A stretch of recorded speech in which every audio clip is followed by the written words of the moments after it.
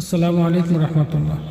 আওলাদ রসুল সাল্লাল্লাহু আলাইহি ওয়াসাল্লাম গণের খিদমত করার প্রতিদান আনোয়ারুল আরিফিন নামক কিতাবে হযরত রবি বিন সুলাইমান রাহমাতুল্লাহ আলাইহি বর্ণনা করেন যে আমি একদিন হজ যাত্রীদের সাথে হজ্জের উদ্দেশ্যে রওনা হলাম।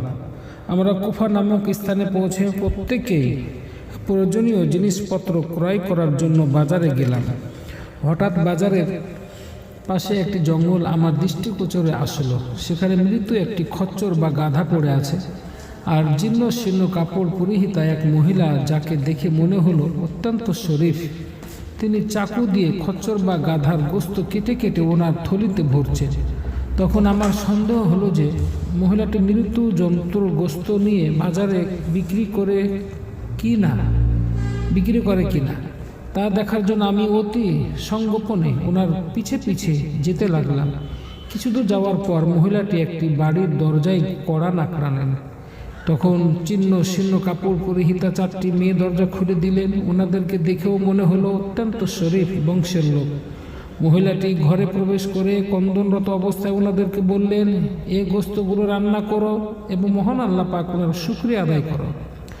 আমি এর হৃদয় বিদারক দৃশ্য দেখে অত্যন্ত ব্যথিত হয়ে এসে মহিলাকে ডাক দিয়ে বললাম, হে মহান আল্লাহ পাক, ওনার বান্দিগণ, আপনাদের এই হারাম গোস্ত খাওয়ার পিছনে কি কারণ রয়েছে? আপনারা কি মজুসি? আমার জানা মতে মজুসিদের মধ্যে একদল আছে যারা মৃত গাধার গোস্ত খাওয়া জায়েজ মনে করে। এর জবাবে মহিলাটি পর্দার আড়াল থেকে বললেন, হে অপরিচিত ব্যক্তি, আপনার হয়তো জানা নেই, আমরা হলাম নবুয়াতি খানদানের লোক, অর্থাৎ আওলাদ রসুল। আমাদেরকে যিনি রক্ষণাবেক্ষণ করতেন, অর্থাৎ এই মেয়েদের পিতা, তিনি গত 3 বছর পূর্বে ইন্তেকাল করেছেন। পরিত্যক্ত সম্পদ যা ছিল তা শেষ হয়ে গিয়েছে।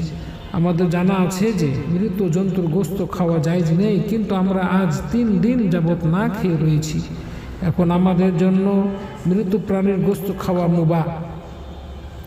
হযরত রবি বিন সুলাইমান রাহমাতুল্লাহ আলাইহি বর্ণনা করেন, আমি সম্মানিত আওলাদ রাসূল ওনার এই হৃদয় বিদারক ঘটনা শুনে অনেকক্ষণ কাঁদলাম। অতঃপর বললাম, আপনারা এই সমস্ত খাদ্য দয়া করে খাবেন না, আমি খাদ্যের ব্যবস্থা করছি। এই কথা বলে বাজারে গিয়ে ওনাদের জন্য কাপড় চোপড় এবং খাবার কিনে আনলাম এবং 600 দিরহাম ওনাদেরকে হাদিয়া স্বরূপ দিলাম। যদিও এর কারণে আমার হজ যাওয়ার টাকা পয়সা শেষ হয়ে গিয়েছে। এগুলো পেয়ে ওনারা কৃতজ্ঞতা প্রকাশ করলেন।